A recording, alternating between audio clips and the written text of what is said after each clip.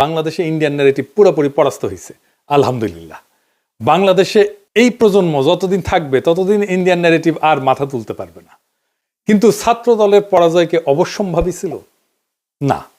ছাত্রদল এই নির্বাচনে জিতে যাইতে পারত, ডাকসু তাদেরই হইতো, হয় নাই কারণ তাদের নির্বুদ্ধিতা, রাজনৈতিক অপরিপক্কতা এবং বেকুবের মতো আত্মবিশ্বাসের কারণে তাদের এই ভরাডুবি।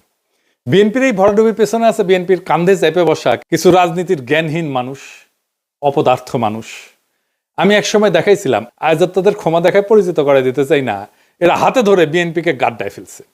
তাও একজনকে দেখেন কইছিল শিবিরের ভরাডুবি হবে, তৃতীয় বা চতুর্থ হবে শিবির। এরা হইতেছে পলিটিক্যাল অ্যানালিস্ট, বিএনপির বুদ্ধিজীবী। ভাবেন তাইলে কি অবস্থা বিএনপির।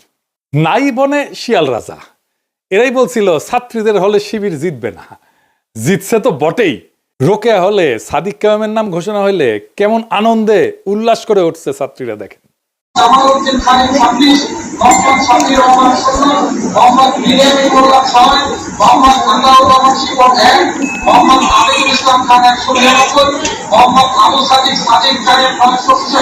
মোহাম্মদ